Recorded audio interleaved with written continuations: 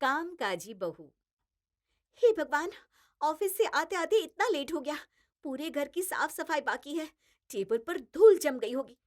देखो ये कालीन गंदा तो नहीं दिख रहा। तुम तो बेवजह घबरा रही हो। साफ साफ तो है। तुम नहीं समझते। माँ जी आ रही हैं, शादी के बाद पहली बार। उन्हें घर देखकर ऐसा ना लगे कि मैं घर का ख्याल नहीं रखती। अरे ऐसा कुछ नहीं होगा।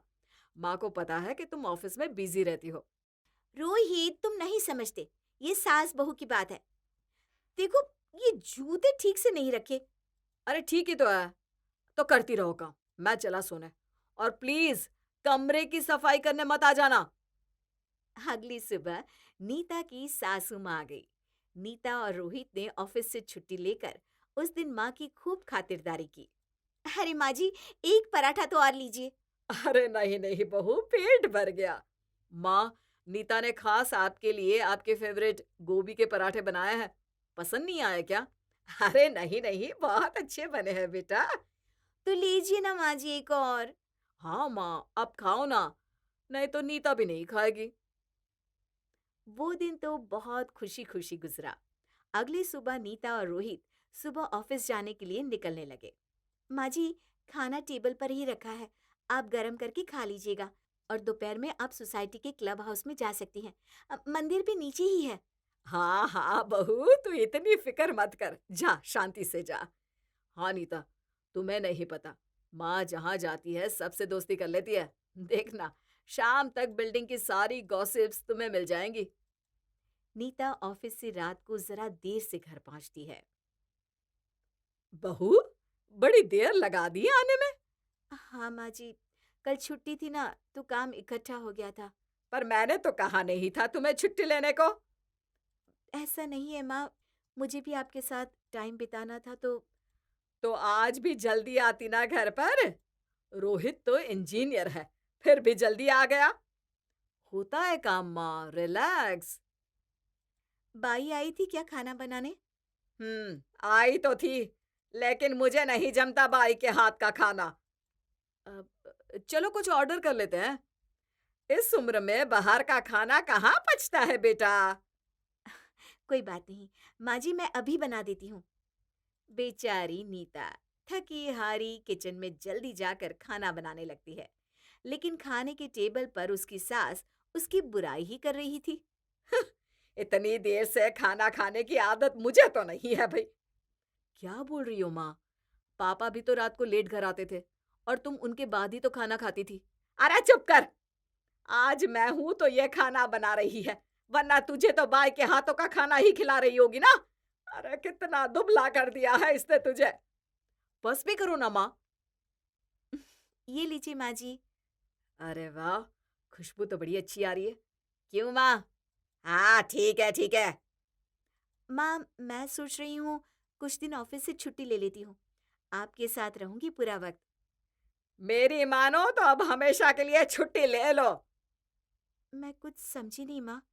अरे अब बहुत हो गई ये नौकरी। तुम्हें शौक था तो हमने मना नहीं किया, लेकिन अब घर परिवार पर ध्यान दो, रोहित पर ध्यान दो।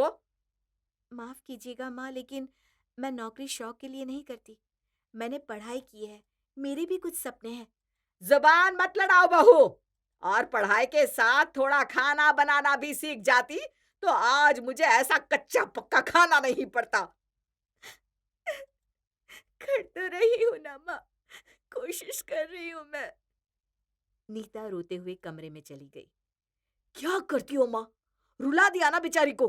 हाँ हाँ, तुझे भी मैं ही गलत लगती हूँ। मैंने तो कहा था यह पढ़ी लिखी नौकरी करने वाली क्या खाक घर को संभालेगी। एक बहू है, उससे भी सेवा करवाने की उम्मीद ना करूं। अरे तो चली जाती हूँ कल सुबह ही यहाँ से। मुझे तो यहाँ आना ही नहीं चाहिए था। अगली सुबह माँ जी गाँव जाने के लिए निकल गई। लेकिन सड़क क्रॉस करते हुए उनका एक्सीडेंट हो गया और वो बेहोश हो गई। जब माँ जी की आंख खुलती है तो वो नीता और रोहित के घर में थी। और नीता वहीं बैठे बैठे रो रही थी। बहू, माँ जी, आपको होश आ गया। मुझे माफ कर दीजिए माँ जी। मेरी वजह से आप गुस्सा होकर निकली और आपका एक्सीडेंट हो गया। सॉरी। रोहित, रोहित देखो, माँ को होश आ गया। अगले कुछ दिनों तक नीता ने माँ जी की बहुत सेवा की।